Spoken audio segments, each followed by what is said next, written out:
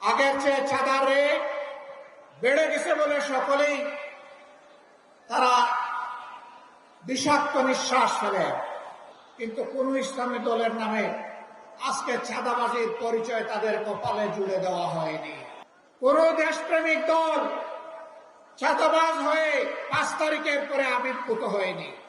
যারা আবির্ভূত হয়েছিলেন দায় এবং দরদ নিয়ে তাদের সাথে বসেছিলাম, তাদেরকে বলেছিলাম এটি শহীদদের রক্তের প্রতি বিশ্বাসঘাতকতা, এটা বন্ধ করতে হবে।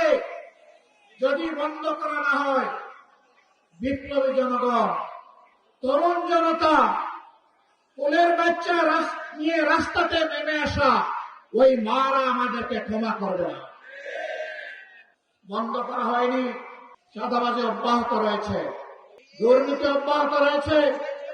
ক্ষমতায় না গিয়ে অনেকে ক্ষমতার দাপট দেখাচ্ছে, প্রশাসনিক কু করার চেষ্টা করছে। আগামী নির্বাচনে চলে বলে কৌশলে কেউ কেউ আমরা শুনতে পাই বিভিন্ন জায়গায় বসে ষড়যন্ত্রের জাল বুনছে। জনগণ ভোট দেব না দেব, ক্ষমতায় আমাদেরকে যেতে হবে। বন্ধুগণ, বেলা শেষ, দিনও শেষ, ওই সূর্য ডুবে গেছে। এ বাংলাদেশে এটা আর হবে না, এটা আমরা হতে দেব না ইনশাআল্লাহ।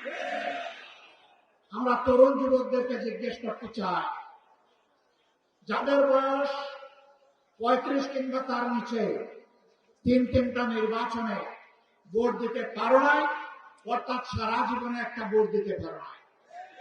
আগামীতে তোমাদের ভোট নিয়ে কেউ ছিনিমিনি খেলুক, কেউ চুরি করুক, কেউ তোমাদের ভোট হাইজ্যাক করুক, তোমরা কি তা বরদাস্ত করবে?